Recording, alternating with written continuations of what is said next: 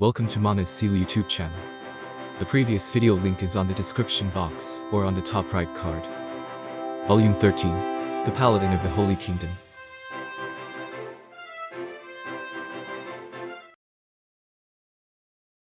The Sorcerer King made a tiny exclamation of surprise.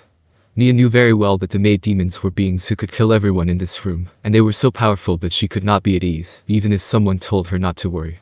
Compared to someone on the Sorcerer King's level, Nia and the others, probably including Remedios, were little more than valueless pawns.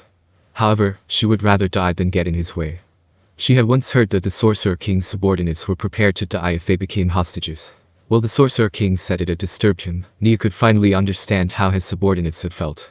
They did not want to become a burden to the person they respected. Hahaha. Do not worry, humans. I will slowly torture you all to death afterwards. We will be waiting in the fountain at the center of town. Of course, you may flee if you wish, Sorcerer King. I take those words and return them to you, Jaldaboath. The Sorcerer King and Jaldaboath stared each other down. After that, Jaldaboath turned and Remedios jumped up, her holy sword in hand, and rushed at him. The weakly glowing holy sword looked like a band of flowing light. Die? And then, she stabbed it into Jaldaboath's back. What? This is? Are you satisfied? It was a cold, flat voice. Why, after taking a strike from the holy sword, you should be evil. Remedios' back looked far too tiny and insignificant in comparison. I have no idea what to make of that. Why? What do you mean by why? It felt like a little prick. Is that enough for you? If you're done, would you mind getting out of the way? I don't intend to kill you here. That comes after I kill the Sorcerer King. Jaldaboath paid no heed to Remedios and spread his enormous fiery wings. He flapped them, and Remedios collapsed to the ground. Jaldaboath ignored her as she lay on the ground and took off. The maid demons followed him. Then I'll be going too. You should go take shelter so you don't get caught up in the fighting. Well, I don't think it'll be a problem. I hope you'll understand if this city ends up demolished. Your Majesty, will you be alright? Caspian rose from where he had dived for cover to avoid the debris flying about the room. His eyes looked at Remedios, who looked utterly defeated and could not rise to her feet. It'll be fine, I can't say that for sure, but there ought to be a chance. It would have been very troublesome if he'd brought the demi-humans along as shields. Looks like he's still underestimating me, and this is also a chance to bring the maid demons into my fold. It'll be fine. It's okay. My sister is still here. Kellard is still here. As long as she's around, Kalkasama might. Remedios smacked her face as she muttered to herself, and then she forcefully rose to her feet. Sorcerer King. I'll go too. Lend me a weapon that can harm him. I'll become your sword for the time being. The Sorcerer King looked at Remedios, her eyes bloodshot and filled with hate, and then shook his head. Forget about it. You would only get in the way. What did you say? Do you not understand? I speak of the disparity in strength. Or do you mean to say you understand it, but refuse to accept it? Simply put, you are a burden. Remedios glared at the Sorcerer King like he was her nemesis. The Sorcerer King's words were very harsh, but they were also true. Or rather, they were hard to accept precisely because they were true. Captain Custodio. I have another task for you. Evacuate these people outside the city. Caspian gave the order in a stern, commanding tone. The original plan was to let His Majesty handle Jaldaboath. You agreed to that too, didn't you? Ah, I know, Remedios bit her lip, and then she forced out her next words. You must kill that bastard. Understood. Paladins, carefully gathered the remains of that body. Don't leave a single piece behind. Captain, that body is... The Paladin had an idea of what was going on, and ventured his question in a trembling voice. Remedios replied in a tone that seemed to be telling him not to ask anymore. Don't forget that there might be demonic trickery at work. Remedios left without looking back. Several Paladins followed her, with half-frightened looks on their faces. Your Majesty, I sincerely apologize for the way she treated you. May I apologize on her behalf? Caspian lowered his head. Please, I beg your forgiveness. I accept your apology. Now then, hurry up and evacuate. If he has to wait too long, he might decide to go back on his word. I'll be heading off first to buy time, but I hope you understand that I can only give you about 30 minutes. I understand. Everyone hear that. Get moving. Several priests and paladins moved out with Caspian. The only people left in the room were the Sorcerer King and Nia, as well as several paladins and priests who were stuffing the remains of a certain someone's body into a bag. In that case. Your Majesty, may I come with you? There were gasps of awe and sudden intakes of air from all around her. But Nia ignored those irrelevant people.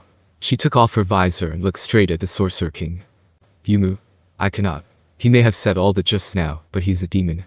If pressed, he will reveal his true nature and use you as a hostage. But if that happens, your Majesty will kill me without hesitation, will you not? When you say that with such a serious look on your face, you make me sound like a cruel person. Well, if I can't save you, I'll discard you.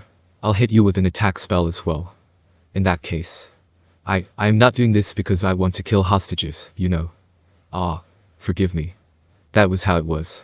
He would do it because it was the best choice available. If there were a better alternative, this merciful man would surely choose that instead. Thus, not letting Nia accompany him was because it was the best of the best alternatives. But, Your Majesty, you have used many spells and even your magic items and mana in order to free this city. As a magic caster, surely you must be weakened now. Will that be alright? Indeed, it might be dangerous, but I came here to defeat Jaldaboath. Fortunately, he came to find me instead. Now I'll destroy him and claim the maid demons. Saying that I want the maids makes me sound like a dirty old man. Nia smiled bitterly at the Sorcerer King, who could still make a lame joke at a time like this. She wanted to speak, but the Sorcerer King cut her off with a raise of his hand. Besides, I'll be a laughingstock if I run away here. The Sorcerer King shrugged, like he was kidding. Nia sensed that he was not being serious, and so she raised her voice. Your Majesty, if they want to laugh, let them. I humbly submit that you should only fight him in top condition. Also, you came here to battle Jaldaboath, but you ended up using a vast amount of mana and strength on the behalf of the Holy Kingdom. That's not what you agreed to in the beginning. If we say that, the people of my country will. Indeed, that is true. But humans are creatures who only believe what they want to believe. Even if you spread the word, nobody would take it to heart, Miss Baraja. In that case, I can be a witness. And Nia looked out the corner of her eye at the paladins and priests listening to their conversation. Surely they would be willing to be witnesses. Nia Baraja. I thank you, but there is no need for that. I will not change my intention to fight Jaldaboath. Why is that? Simple. It is because it is a promise I have made as a king. Nia had nothing to say. There was nothing she could say in response to that. A commoner like herself could not possibly say anything that could change the mind of a king. There were murmurs of admiration around her. Indeed, this great and proud person was none other than His Majesty the Sorcerer King Ainzulgaun. Nia was filled with pride for the king that she held in such high esteem. Your Majesty, I know this is deeply disrespectful, but if you feel there is danger, I beg you to flee. Perhaps mentioning the possibility of his loss might make him unhappy, but even so she still had to say it. But of course, it is a fool who fights without preparing a means of escape. Even if you lose one battle, you can make good use of the information gained in the next one. It doesn't matter if you lose the first battle. I expected nothing less of you, Your Majesty. An extreme interpretation of that was that if his aim was to defeat Jaldaboath, then all he needed was to be victorious in the end. Nia was excited by this line of thinking, which was not a warrior's mindset, but that of a king. Then I'll be heading out.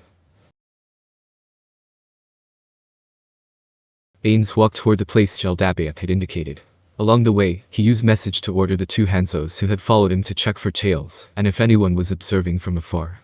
After receiving a negative report on both those items, Ains had originally intended to terminate the transmission immediately, but then he received a somewhat confused report that there were members of the Pleiades present. Ains acknowledged it and ended the message. We didn't find any other players or world-class item holders this time round either. I keep thinking they ought to have shown themselves by now, but if they don't exist, how do you explain what happened to Sheltier? Was it some kind of coincidence? It should have been the effect of a world-class item, right? Or was it the work of some talent? The fact that nothing had turned up despite going to these lengths made the whole thing feel like a trap for him. For all he knew, the opposition was waiting for him to lower his guard before striking. Honestly, well, it doesn't matter. Careful planning for the future won't be wasted. Therefore, Ains contacted the other Hanzo teams with message to verify their readiness, and that his orders had been received. All right, preparations are complete. The next part is simple, I just need to follow Demiurge's playbook. Even if I make a mistake, I can always say I was just testing you and so on. That was good. Ains was moved by how light his tread was. This the first time he had felt so relaxed since coming to this world, and it was like floating through the sky. Soon, Ains came to an average-sized square. This had originally been a fountain that regularly sprayed water for the citizens' leisure. However, water no longer flowed through here after the demi-humans had wrecked it.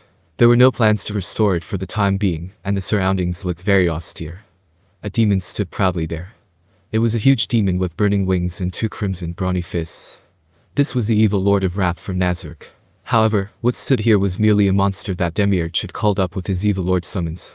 It could only be used once every 50 hours, but it could be fairly controlled for a time. Nazareth would not be diminished even if it were killed. It was level 84. As a physical attacker type evil lord, it had a very high HP total. Of all the special abilities that evil lords possessed, the most dangerous one was the ability to summon another evil lord, which was lower level than themselves. However, summoned monsters could not in turn summon more monsters. Therefore, the evil lord of wrath that Demiurge had summoned could not summon another evil lord. If this evil lord had been created or made, then it could summon additional creatures. For instance, the evil lord of sloth would often summon pack after pack of demons and undead, making them very hard to deal with. In addition, one troublesome point about the evil lord of wrath was that it was very hard to manage its hate. The evil lord of wrath built aggro more easily than other evil lords. He had heard tanks say that the most aggravating thing about dealing with multiple evil lords at once was how to keep the evil lord of wrath from going off target. In addition, it had the special ability of doing more damage and gaining more defense, the higher its hate value became. Still, that was not too frightening. The only thing that Ains had to be worried about was its ability called Soul-Bought Miracle, which produced unknown effects. The evil lord could cast the following spells. 10th tier spells. Meteor Fall, Time Stop, Field of Unclean. 9th tier spells. Greater Rejection, Vermilion Nova. 8th tier spells. Distort Moral, Insanity, Astral Smite, Wave of Pain. 7th tier spells. Napum, Halflum, Greater Word of Curse. Greater Teleportation, Blasphemy. 6th tier spells. Flaming, Wall of Hell. 3rd tier spells. Fireball, Slow. While the exact number of spells that monsters could use varied with their level and type, it was typically around 8. However, high-level monsters like dragons, demons, and angels were an exception. Still, as a pure warrior type, the evil lord of wrath spells were not particularly fearsome. It had no skills to strengthen its spells, and its magic-related stats were very low. While the evil lord's attack spells were of the fire element and thus targeted a weakness of the undead, there was no need for him to be wary. Its mind-affecting spells were also useless against the undead, and Ains's karma values were negative to begin with, so spells like Distort Moral were a waste of time. Since Ains's karma value was negative, angels were harder for him to deal with than demons. As he contemplated his opposition's data, Ains glanced at the two maids behind the evil lord. He would think about them later. Now then, have you been told? But of course, Ains-sama. Hearing that weighty voice made Suzuki Satoru smile unconsciously from inside Ains's heart. That was because this demon and all the monsters of Nazarick were designed in accordance with their image. Those voices were probably what the developers or their creators had envisioned for them. In that case, who had come up with the adorable voice that lip bugs had before consuming any vocal cords? Or did the whole see you in your mind thing that Perorancino was talking about really exist? No, that was impossible. Pandora's actor was a good example. He was a being who did not feel like he reflected what his creator had in mind. And then there was the fact that even a being without vocal cords like Ains could speak. All he could say was that magical worlds were truly astounding. If you're addressing me with that name and in that tone, I take it the surroundings are clear. Indeed. Then I will ask you the most important question of all. Are you truly prepared to fight with the intent of killing me? Yes, I was ordered to do so. Ains nodded as he heard the evil lord's reply.